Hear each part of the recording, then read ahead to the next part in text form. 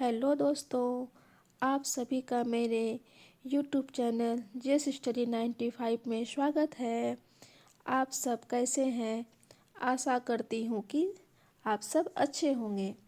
दोस्तों, मैंने एनसीईआरटी इतिहास विषय का सीरीज जो स्टार्ट किया है, जिसमें से कि आज का लेक्चर नंबर 4 है, जो कि भारतीय ऐतिहासिक स्रोत का आज का मेरा ये अंतिम लेक्चर होगा। भारतीय ऐतिहासिक स्रोत में पुरातात्विक स्रोत, सिक्के, अभिलेख,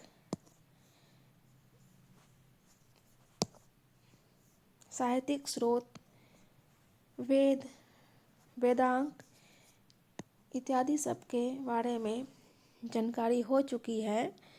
और आज का ये टॉपिक है विदेशी यात्री का विवरण। तो आइए जानते हैं इनके बारे में। विदेशी यात्री जो थे, इनका भी बहुत बड़ा योगदान है भारतीय इतिहास को जानने के लिए। तो देखते हैं कि ये विदेशी यात्री कब किसके टाइम में और कौन सा पुस्तक लिखे हुए हैं। चलिए, एक है यूनानी लेखक जो हैं, उनका नाम है सेंडोकस। जो कि चंद्रगुप्त मौर्य के टाइम में आए हुए थे और ये सिकंदर के समकालीन थे।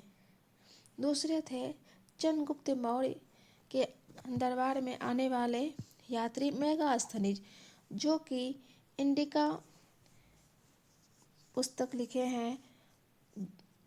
इसमें चंद्रगुप्त मौर्य के सामरिक प्रशासन के बारे में बताए गए हैं। फिर एक है हेरोडोटस, जो कि इतिहास का पिता इनको कहा गया है। इनका पुस्तक है हिस्टोरिका। फिर है पेरिप्लस ऑफ एरेथियन सी। फिर टॉलमी के जियोग्राफी ये है। फिर पेरिप्लस ऑफ एरेथियन सी जो है, इसके माध्यम से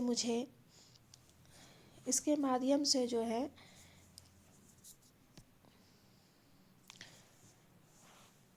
रोम से व्यापार जो होता था उसके बारे में जानकारी मिलती है, जो कि लाल सागर,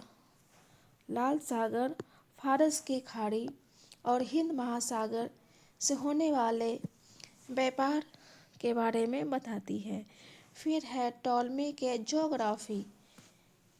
एक है प्लिनी के नेचुरलिस्ट हिस्टोरिका। ये सब में भारत और इटली के बीच के व्यापार की जानकारी देती है। फिर है कॉस्मोस इंडिका प्लेटस। ये भी यूरोपीय यात्री थे।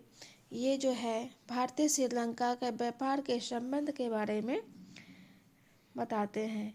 फिर उनके बाद है सुलेमान। ये पाल और प्रतिहार शासक के विषय में वर्णन करते हैं।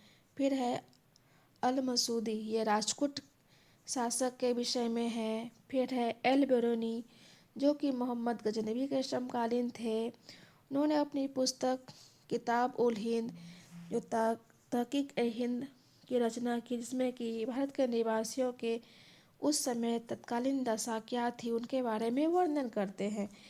फिर आगे है चीनी लेखक में भी हैं। पहला है फायान।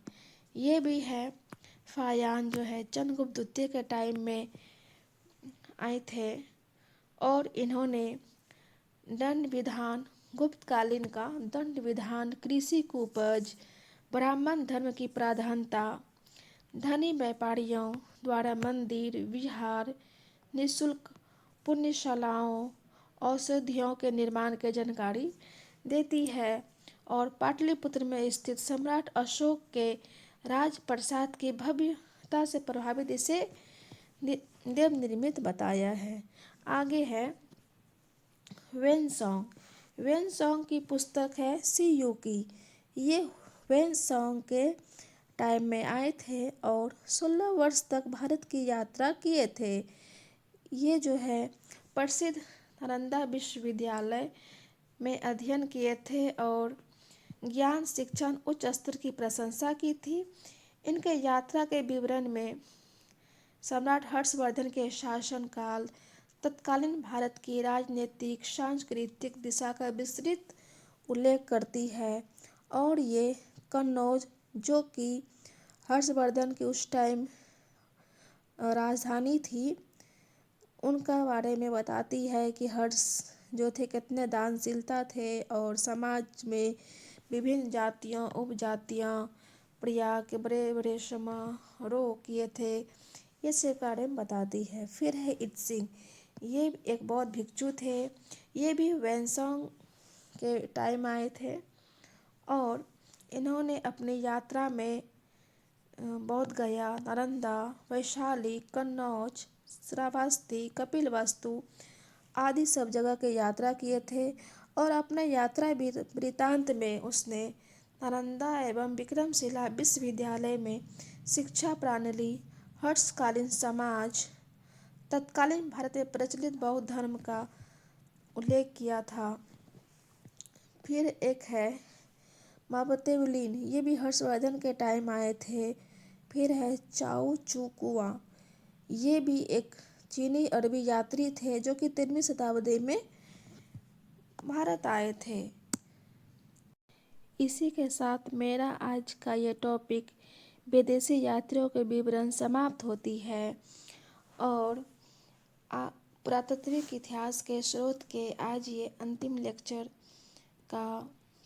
लेक्चर था। अब मैं आगे का सेशन में मैं आप सभी को प्रशस्तर युग के बारे में जानकारी दूंगी। प्रशस्तर युग आदि मानव का कैसे उत्पत्ति हुआ, कहाँ विकास हुआ, उनके स्थल सब के बारे में मैं ये आपको नेक्स्ट वीडियो में बताऊंगी। तब तक के लिए मैं आपसे अलविदा लेती हूँ। आप स्वस्थ रहें, अच्छे रहें और मेरे साथ यूं ही बने रहें। Thank you.